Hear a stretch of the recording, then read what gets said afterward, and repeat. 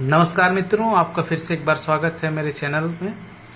आज मैं आपके लिए लेकर आया हूं इस अत्यधिक गर्मी मई में भी कुछ सुंदर फूलों की जानकारी जो अभी भी मेरे गार्डन को अपनी खुशबू से, अपनी सुंदरता से महका रहे हैं, दमका रहे हैं। और जैसा कि आप देख पा रहे हैं कि इस मई में भी, मई के बीचों बीच जब पूरे देश भर में गर्मी पड़ रहा है, हमारे गांव से यहाँ भी गर्मी है, उस दौरान भी फूलों की खुशबू आपको दिखाई दे रही है। साथ ही इसमें सुंदर भंवरे भी दिखाई दे रहे हैं। तो इस क्रम को आगे बढ़ाते हैं। सबसे पहला फूल मैं लेकर आया हूँ आज मधुकामनी का ही। ये मधुकामनी की डार्क वैरायटी आप देख रहे हैं। अगले 3 दिनों में इसमें बहुत सुंदर फ्लावरिंग होगा जो 3 दिन तक रहेगा। तो इसको मैं आपको दिखाने जा रहा हूँ क्रम से। आज आपको प्रथम दिवस समझ लीजिए आज, जिसमें इसमें बडिंग होना स्टार्ट हो चुका है। आप देख पा रहे हैं फूल में सैकड़ों की संख्या में छोटे छोटे कली हैं। ये जो मधुकामनी देख रहे हैं वो डॉर्फ वैरायटी कहलाता है। इसको आसानी से आप गमले में उगा सकते हैं। अगले दिन आप देखिए इसके कलियों में थोड़ा सा आकार बढ़ा हुआ है। इसको आप आसानी से लगा सकते हैं। काफी हार्डी प्लांट होता है, बहुत अधिक देख रेख की आवश्यकता नहीं होती। अच्छा ये होता है कि डॉर्फ वैरायटी का नर्सरी से आप पौधे खरीदें। बहुत महंगा नहीं आता पौधा, लेकिन बहुत सुंदर पौधा रहता है और बहुवार्षिकी पौधे के रूप में हर महीने आपके यहाँ फ्लावरिंग इसमें होते रहेगा। दिन प्रतिदिन इसके डेवलपमेंट को मैं दिखाऊंगा आपको। एक कली दिखाई दे रहा है। प्रथम दिवस इसको हम समझें। द्वितीय दिवस में आप देखेंगे कि इसमें कलियों में थोड़े थोड़े से फ्लावरिंग स्टार्ट हो गए हैं।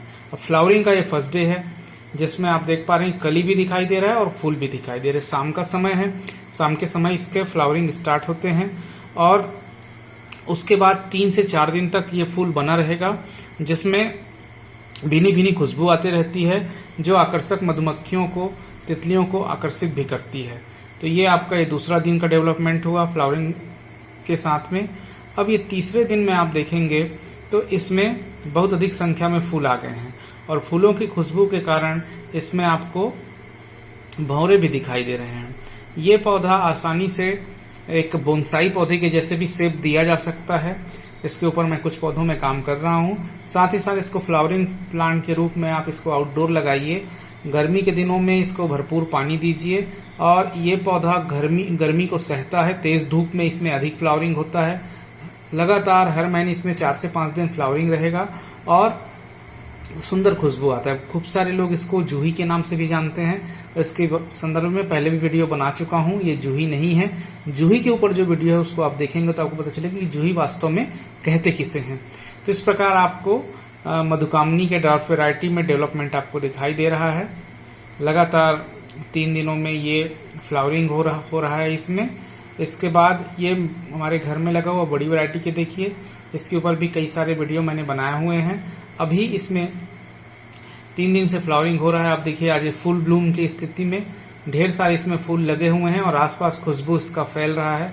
घर में भीनी भीनी खुशबू आ रही है। ये घर के बाहरी सरहद में लगा हुआ है। तो इस प्रकार मधुकामनी का पौधा गर्मी के दिनों में पौधा नंबर 1 हुआ, जिसको मैंने आपको दिखाया है। खूब सारे इसमें फूल लगे हुए हैं। हालांकि ठंड में बहुत ज्यादा फूल आता है, पर गर्मी में रेगुलर फूल आता है। इसके बाद गर्मी के दिनों में फूलों के लिए आप दूसरा पौधा देखिए जो इस मई में भी अपनी सुंदरता से शीतलता प्रदान कर रहा है। यह है एक्जोरा। एक्जोरा के फूल गुच्छे में लगते हैं। गर्मी से बरसात, अभी इसमें फ्लावरिंग चालू हुआ है, वो अगले 4 से 6 महीने तक फ्लावरिंग इसमें होते रहेगा। पूरे बरसात भर फ्लावरिंग होगा। ये मीडियम वेराइटी है, ना बड़ा वेराइटी है ना डॉर्फ वेराइटी है। सबसे अच्छा यही लगता है मुझे, क्योंकि इसमें घने फूल आते हैं। एक ब्रांचे से कई सब ब्रांचेस निकलते हैं और जिसमें फूलों का गुच्छा बनता है। आप देख पा रहे हैं पूरा पौधा जो है वो गुलाबी दिखाई दे रहा है। अगले कुछ दिनों में इसमें और फ्लावरिंग होंगे, अर्थात मई में तो फ्लावरिंग हो ही रहा है।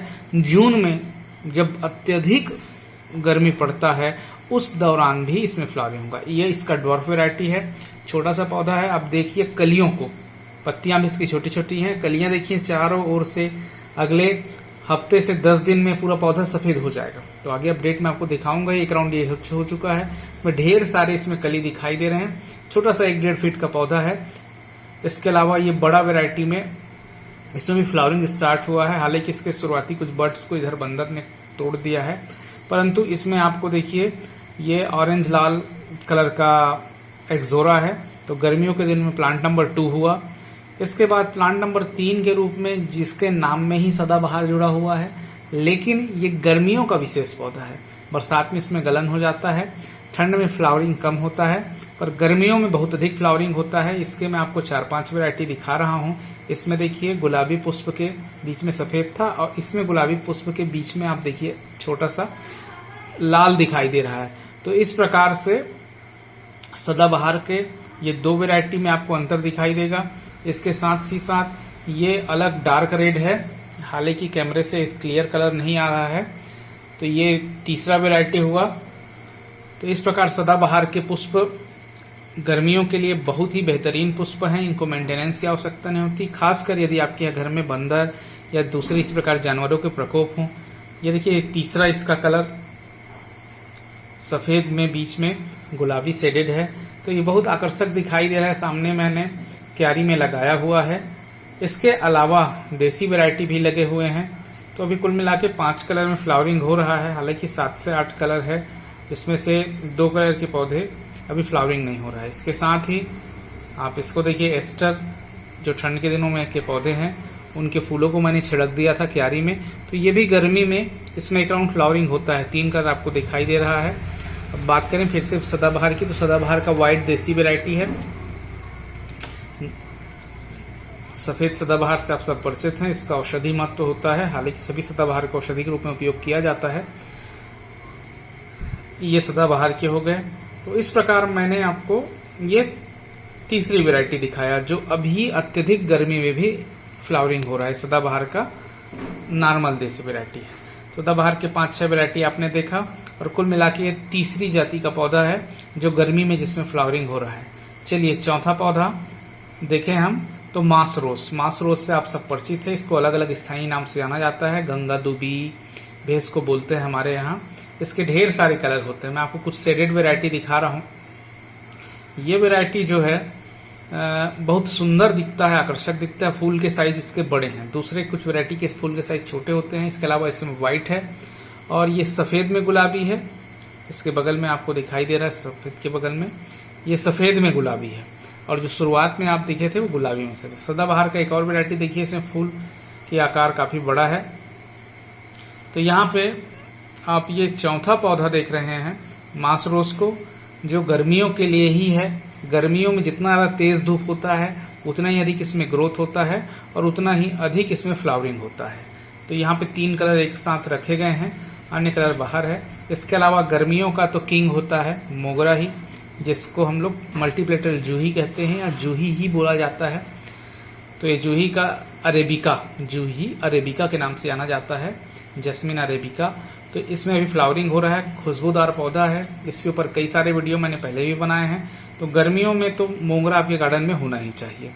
मेरे यहाँ भी है और फ्लावरिंग हो रहा है। इसके बाद मधुकामनी मैंने आपको पहले दिखाया था, ये मधुमालती है। मधुमालती का ये पौधा आप देखिए, पत्ती ही नहीं दिखाई दे रहा है। तो गर्मियों में मधुमालती सुंदर खुशबू देता है, शीतलता का एहसास कराता है, आपके घरों को आकर्षक करता है। तो ये आपके यहाँ होना ही चाहिए गर्मियों में। तो एक गर्मी का पौधा नंबर 5। तो इस प्रकार आप मधुमालती से आगे बढ़ते हैं। चलिए अगला आपका जाना पहचाना चंपा। तो गर्मियों का ही पौधा है। गर्मी में इसका आप कलम खरीद के लगा सकते हैं, नया पौधा खरीद के ला सकते हैं, और हार्डी प्लांट है। तेज धूप में इसमें नए पत्ते आते हैं। आप देख पा रहे हैं कितना सुंदर आकर्षक लाइट पिंक है, फूल दिखाई दे रहा है। इसके ऊपर भी मैंने एक वीडियो बनाया हुआ है ऑलरेडी पहले, चंपा के ऊपर ढेर सारे। तो अभी आपको चंपा इस मई में जो चंपा में फ्लावरिंग हो रहा है वो आप देखिए।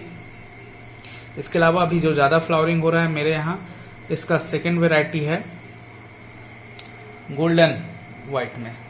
ये देखिए, ये अभी कली की अवस्था में हल्का पीला दिखाई दे रहा है, और जब खिल जाता है तो बीज बस में पीला होता है, सेंटर में पीला होता है, और किनारे सफेद हो जाते हैं। तो इस प्रकार ये 5-6 पौधे गर्मी में मई के सीजन में भी अत्यधिक फ्लावरिंग हमारे यहाँ हो रहा है। तो आप भी भविष्य में गर्मियों में फ्लावरिंग यदि चाहते हैं तो इनकी वैरायटी को शामिल कीजिए होम गार्डन में, जिससे फूलों की कमी गर्मियों में महसूस ना हो। हालांकि हम गार्डनर जो है विशेष रूप से ठंड के सीजन को टारगेट करते हैं, परंतु ठंड के अलावा गर्मी में भी खूब सारी वैरायटी के पौधे हैं जो गर्मियों में भी सुंदर फूल देते हैं। आशा है आपको वीडियो पसंद आया होगा। ऐसे ही वीडियो के लिए आप हमारे चैनल को सब्सक्राइब करें। धन्यवाद।